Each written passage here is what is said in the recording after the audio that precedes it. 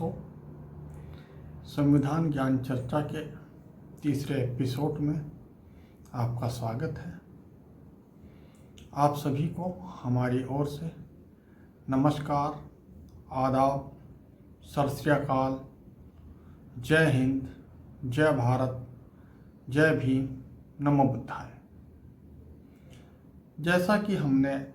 आपको बताया था कि संविधान ज्ञान चर्चा के माध्यम से हम उन मुद्दों को भी उठाएंगे जो कि वर्तमान में हमारे देश में हमारे नागरिकों पर हो रहे हैं, घटित हो रहे हैं और उनका गलत असर पड़ रहा है समाज पर। तो हम सभी लोग हमारे देश के न्याय व्यवस्था पर बहुत ही विश्वास करते हैं, परंतु हम ये नहीं कह सकते कि न्यायालय ही हमारे देश में सर्वोपरि है। हमारे देश में सर्वोपरि यदि कुछ है तो वह संविधान है। नियम और कानून बनाने के लिए संसद है, परंतु वह संसद भी या नियम और कानून बनाने वाले भी उन्हीं कानून को बनाने के बाद उस कानून के अधीन हो जाते हैं और वह कानून उनको भी मान्य होता है। हम इस लोकतांत्रिक देश में संविधान के दायरे में आते हैं और संविधान के माध्यम से जो भी कानून बनते हैं उन कानूनों के तहत उन कानून को बनाने वाले भी उसी दायरे में आते हैं और यहाँ किसी को भी ये नहीं कहा जा सकता कि ये श्रेष्ठ है और ये कुछ कम श्रेष्ठ है या इसका महत्व कम है। न्याय की दृष्टि में सभी सामान्य हैं, सभी एक ही न्याय की दृष्टि से सभी को एक ही पल्ले में रखा जाता है या रखा जाना चाहिए। परंतु आजकल कुछ चीज़ें ऐसी होती हैं न्यायालयों के द्वारा जिससे न्याय व्यवस्था पर कुछ संदेह होता है और हमारे बहुत से बड़े बड़े वकील और बड़ी बड़ी संस्थाएं हमेशा ये कहती हैं कि हम न्यायालय पे या न्याय व्यवस्था पे सवाल नहीं करना चाहिए। परंतु मेरा ये व्यक्तिगत मानना है कि सबसे ज़्यादा सवाल हमें न्यायालय से ही करने चाहिए, क्योंकि उसकी जिम्मेदारी है कि वह सबके प्रति एक समान न्याय रखे, एक समान दृष्टि रखे। परंतु यदि ऐसा होता है कि हमारी न्याय व्यवस्था एक समान दृष्टि नहीं रखती है, तब उस पर सवाल उठाना लाजमी हो जाता है। आज हम बात करेंगे एक ऐसे ही बिहार के एक रेप केस के बारे में, जो कि 6 जुलाई को बिहार के अररिया जिला में घटित हुआ। वहाँ एक 22 साल की लड़की के साथ सामूहिक बलात्कार हुआ। 6 जुलाई की ये घटना है। 7 जुलाई को वह पीड़िता महिला थाने में गई और उसने रेप करने वालों के खिलाफ FIR दर्ज कराने का प्रयास किया। उसको FIR कराने में भी कुछ कठिनाइयाँ आईं। वास्तविकता हमें मालूम नहीं कि क्या कठिनाइयाँ आईं, परंतु फिर उसके साथ सामाजिक संगठन की 2 कार्यकर्ता और गईं और उन्होंने वहाँ महिला थाने में उसकी रिपोर्ट कराई। तब तब जाकर 7 तारीख को अपराध संख्या 59/2020 दर्ज हुआ आईपीसी की धारा 376D के तहत। और फिर 2 दिन रेप पीड़िता का मेडिकल जांच हुई। उसके बाद 10 तारीख को न्यायालय के समक्ष बयान के लिए प्रस्तुत किया गया। उसी दौरान रेप पीड़िता के परिवार पर और रेप पीड़िता पर इस केस को वापस लेने का काफ़ी दबाव बनाया और जिन लोगों ने मिलकर रेप किया था उनमें से किसी एक ने उससे शादी करने का भी प्रस्ताव रखा। कहा कि ठीक है, रेप हमने कर दिया है तो हम शादी भी कर सकते हैं। ये बहुत ही अनुचित है कि आप किसी के साथ पहले रेप कर दें और फिर उससे कहें कि अब मैं आपसे शादी करूंगा। फिर 10 तारीख को जब न्यायालय में पेश किया गया और बयान दर्ज कराए, तब सारे बयान होने के बाद मजिस्ट्रेट ने जो बयान पढ़ा वो बयान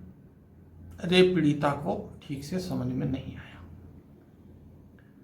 जब उसे समझ में नहीं आया तो उसने जज साहब से रिक्वेस्ट की कि जज साहब, मुझे ये बयान कुछ जो आपने पढ़ा है समझ नहीं आया है, कृपया करके आप मेरी कल्याणी दीदी को बुला दीजिए। इस बात को जज साहब ने नकार दिया और फिर इस केस की जांच अधिकारी, जो महिला अधिकारी थी, पुलिस अधिकारी, उनको बुलाया और उनके समक्ष रेप पीड़िता से उसके बयान पर हस्ताक्षर करा दिए। परंतु न्यायालय से बाहर आने के बाद जब रेप पीड़िता ने कल्याणी बड़ोला और तन्मय निवेदिता जी से, जो सामाजिक संगठन की कार्यकर्ता हैं, उनसे ये बात बताई, तो रेप पीड़िता कल्याणी बड़ोला और तन्मय निवेदिता जी, इन तीनों का जो जांच अधिकारी है उसके साथ आर्गुमेंट होने लगा और उसकी आवाज़ इतनी बढ़ गई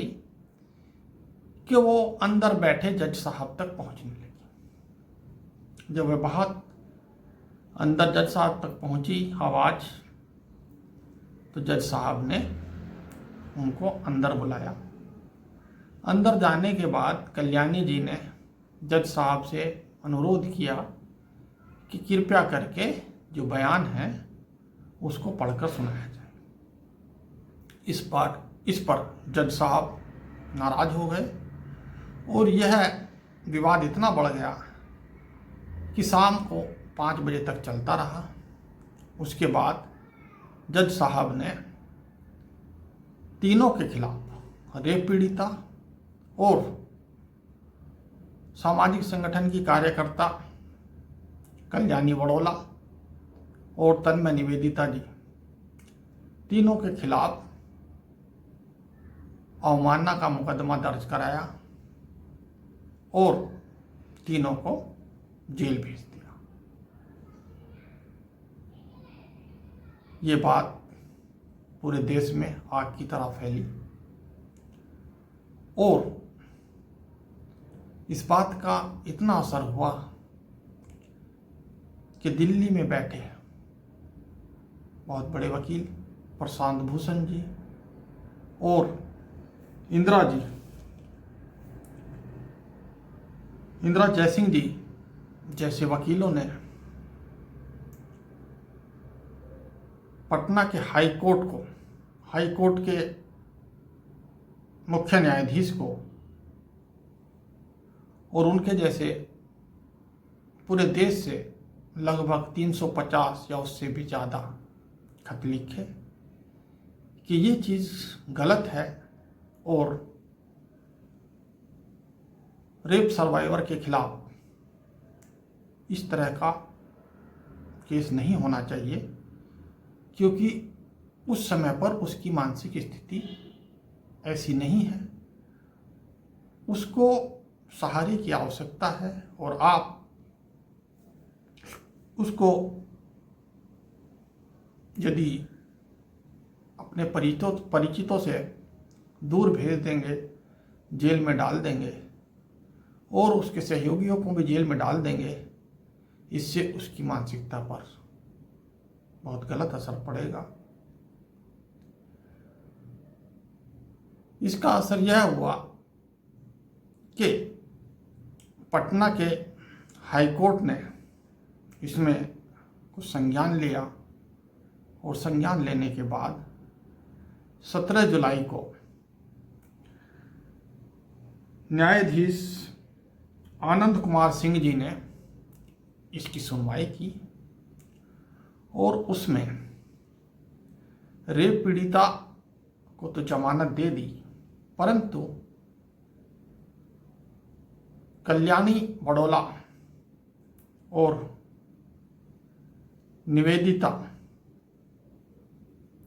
तन्मय निवेदिता जी को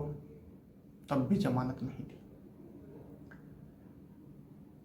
मैं नहीं समझता कि ऐसी न्यायालय की क्या मजबूरी रही होगी कि रेप पीड़िता के साथ साथ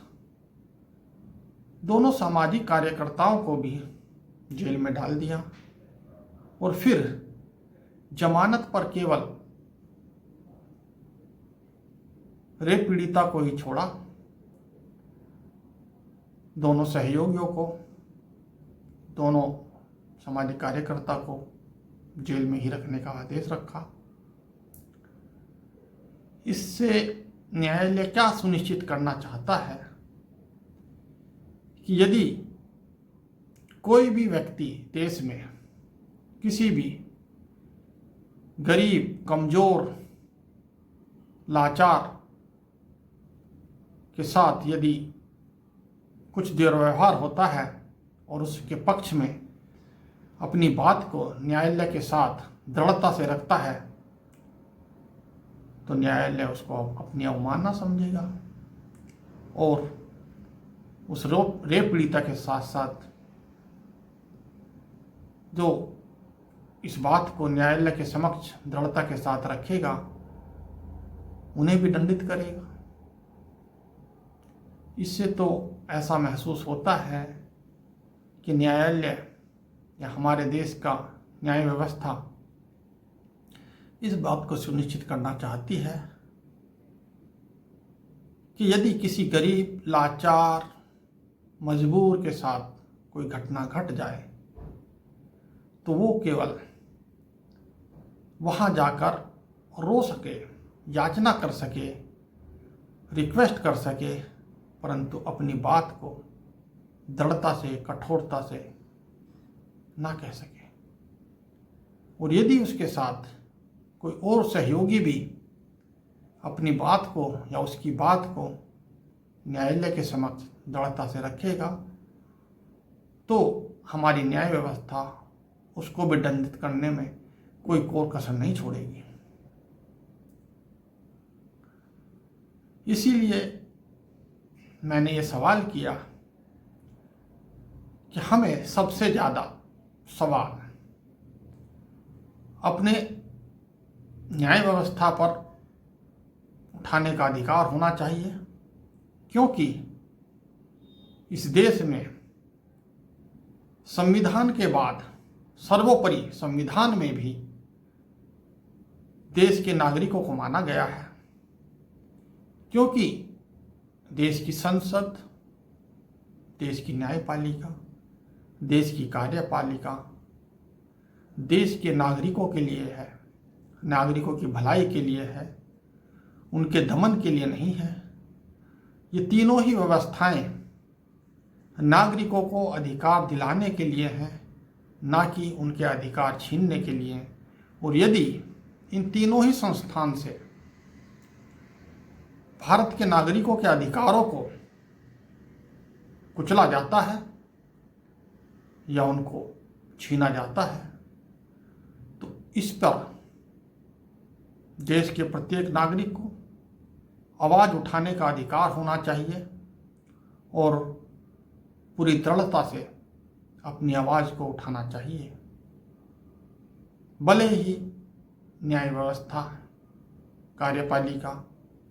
या संसद इसको कहे कि आप इतनी जोर से, इतनी दृढ़ता से आवाज़ नहीं उठा सकते, क्योंकि संविधान में यही लिखा है कि हम भारत के लोग संविधान के दायरे में रहते हुए वो सारे सवाल उठा सकते हैं जिससे भारत के नागरिकों को किसी भी प्रकार की कोई शंका हो या वो देश के हित में ना हो, नागरिकों के हित में ना हो, और व्यक्तिगत रूप से भी यदि किसी को नुकसान पहुंचता है तो वह भी इस बात को न्यायालय के समक्ष भी और किसी भी सरकारी संस्थान के समक्ष दृढ़ता से रख सकता है। यह अधिकार हमें हमारा संविधान देता है। दोस्तों, इसी के साथ ही मैं आज के इस एपिसोड को यहीं ख़त्म करता हूँ। आप सभी को हमारी ओर से नमस्कार, आदाब, सत श्री अकाल, जय हिंद, जय भारत, जय भीम, नमो बुद्धाय।